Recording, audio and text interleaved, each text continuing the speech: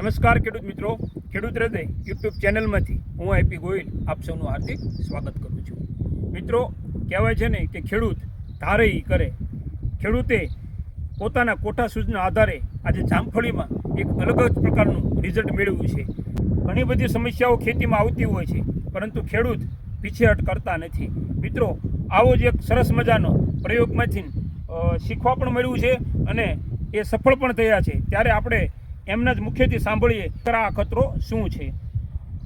આપનું નામ જણાવશો? મારું નામ હસમુખભાઈ મનુભાઈ પટેલ, ગામ મોટી વાવડી.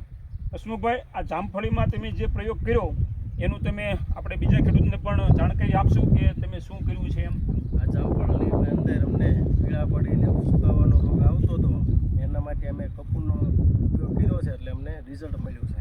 બરાબર છે. પાંદડા સુકાઈ જાય, પીળા પડે, એટલે એક ટાઈપનું નિમોટેડ. પાન સુકાઈને પછી છોડ પણ સુકાવાનું ચાલુ થાય. તમે બતાવશો એ છોડવા પણ? શરૂઆતમાં છોડને શું થતું હતું? આ રીતે પાન પીળા પડી અને સુકાવા માંડે છે. આ તમે જુઓ કે છોડ છે એના પાન એકદમ ધીરે ધીરે સુકાવા લાગ્યા છે.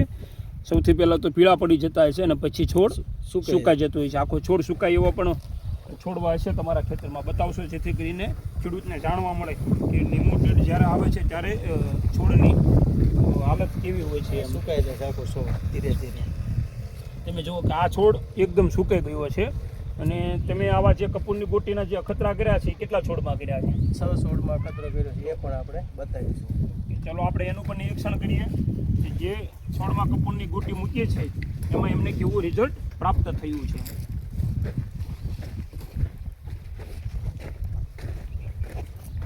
આ છોડ સુકાનો હતો અને સાથે આ ડાળી પણ સુકાવા માંડી હતી, અને આમાં અમે કપૂરની ગોટીનો યુઝ કર્યો. 72 કલાક અમને આ રિઝલ્ટ મળેલું છે.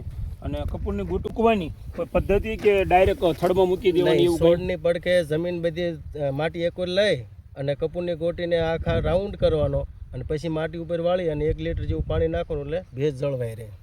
પછી તમને આ રિઝલ્ટ જોવા મળ્યું? 72 કલાકે આ રિઝલ્ટ મળી ગયું છે અમને. પોતાના અનુભવના આધારે કે જેના જામફળીમાં છોડ ધીરે ધીરે પીળો પડવા મળ્યો, પાન સુકાવા લાગ્યા, છોડ પછી ધીરે ધીરે સુકાઈ જાય છે. આવું બધું ક્યારે બનતું હોય છે કે નિમોટેડ જ્યારે છોડને લાગે છે ત્યારે મૂળ જે એના હોય છે એમાં નાની મોટી ગાંઠો બનતી હોય છે અને વૃદ્ધિ અટકી જાય છે. પછી આ બધો જે તફાવત છે આપણને ઉત્પાદનમાં જોવા મળતો હોય છે. તો આના માટેના ઉપચારની વાત કરું હું તમને ખાસ કરીને, તો ઘણા બધા ખેડૂતો લીંબોળીનું ફળ છે, ટ્રાઇકોડર્માને સડેલા છાણિયા ખાતર સાથે પણ મિક્સ કરતા હોય છે, અથવા તો લિમિટેડ સાઇનની જે કોઈ રાસાયણિક દવા છે એનો પણ ઉપયોગ કરતા હોય છે.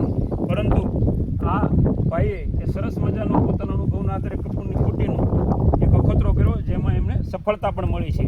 હવે તમે બીજા કોઈ એવા છોડ કરા કે તમે અત્યારે મૂક્યું હોય એવું? આ 6 છોડને આપણે અખતરો કર્યો હતો, એમાં 2 છોડને તો આપણે રિઝલ્ટ કમ્પ્લીટ મળ્યું છે. આગળ બીજા છે, અને અત્યારે હાલ અમે 70 છોડમાં કપૂરની ગોટી મૂકેલ છે. 6 છોડમાં રિઝલ્ટ મળ્યા બાદ એમને 70 છોડમાં પણ કપૂરની ગોટી લગાવેલી છે.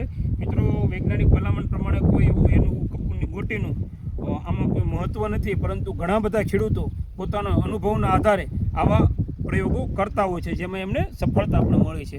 તો સરસ મજાની માહિતી આપી, આપનો આભાર. તો મિત્રો, આવી જ ખેતીની ઉપયોગી માહિતી માટે અમારી ખેડૂત હૃદય યુટ્યુબ ચેનલને સબસ્ક્રાઈબ કરવાનું ભૂલતા નહીં. મળીશું નવા ખેતરમાં નવી માહિતી સાથે.